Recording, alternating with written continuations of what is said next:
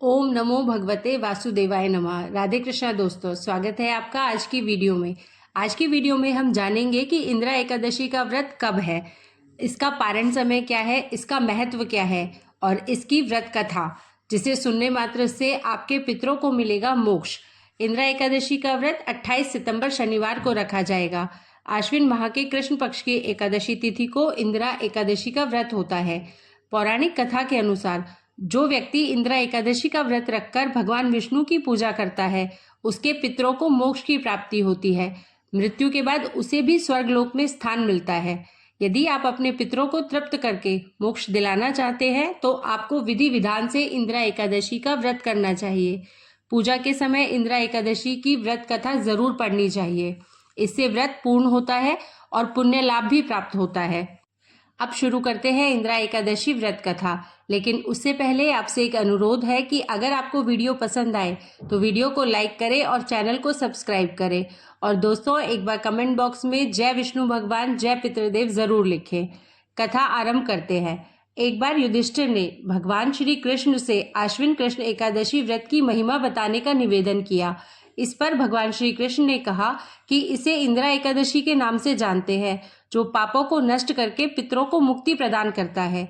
इतना ही नहीं, जो केवल इंदिरा एकादशी की व्रत कथा को सुन लेता है उसे वाजपेयी यज्ञ कराने के बराबर फल प्राप्त होता है। इस व्रत की कथा कुछ इस प्रकार है। सतयुग में महिष्मती नगर पर राजा इंद्रसेन का शासन था। उसका राज्य हर प्रकार के सुख और सुविधाओं से भरा था। धन और धान्य की कोई कमी नहीं थी। एक दिन नारद जी इंद्रसेन के राज दरबार में प्रकट हुए।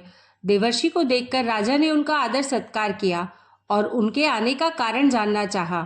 इस पर नारद जी ने कहा कि वे यमलोक गए थे, जहां पर तुम्हारे पिता से मुलाकात हुई थी। उन्होंने तुम्हारे लिए कुछ संदेशा भेजा है। नारद जी ने इंद्रसेन को बताया कि वे एकादशी का व्रत करते थे। किसी कारणवश उसमें विघ्न पड़ गया था। उसकी वजह से उनको यमलोक में यमराज के निकट समय बिताना पड़ रहा है। यदि तुम चाहो तो इंदिरा एकादशी का व्रत विधि पूर्वक करो, जिससे उनको मुक्ति मिल सके और वे स्वर्ग में स्थान प्राप्त कर सके। इतना सुनकर राजा इंद्रसेन ने नारद जी से कहा कि आप इंदिरा एकादशी की व्रत विधि बताएं, उसके अनुसार ही वह व्रत करा जाएगा। इस पर नारद मुनि ने कहा कि इंदिरा एकादशी के दिन तुम स्नान करने के बाद अपने पितरों के लिए तर्पण, श्राद्ध आदि कार्य करो। वहां पर भगवान शालिग्राम की मूर्ति जरूर रखना। उसके बाद ब्राह्मण भोज कराओ, दान और दक्षिणा दो, गाय को भी भोजन का कुछ अंश खिला दो। इसके बाद तुम भगवान ऋषिकेश की पूजा फूल, अक्षत, धूप, दीप, नैवेद्य, फल आदि से करो। रात के समय में जागरण करना। उसके अगले दिन दैनिक क्रियाओं से निवृत्त होकर पूजा पाठ करो, ब्राह्मण भोजन, दान, दक्षिणा दो, फिर पारण करके व्रत को पूरा कर लो।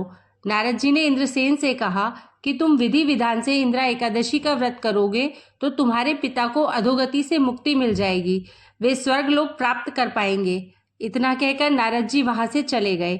आश्विन कृष्ण एकादशी तिथि को इंदिरा एकादशी आई तो राजा ने नारद मुनि के बताए अनुसार व्रत और पूजन किया, दान और दक्षिणा देकर व्रत को पूरा किया।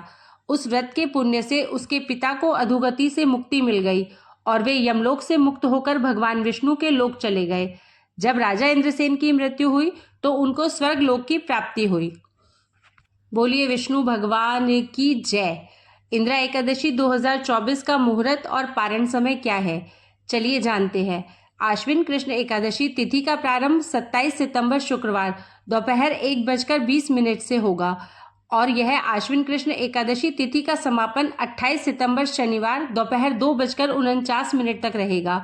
पर इंदिरा एकादशी पूजा मुहूर्त सुबह 6:13 से, सिद्ध योग में इंदिरा एकादशी पारण समय 29 सितंबर रविवार सुबह 6:13 से सुबह 8:36 तक रहेगा।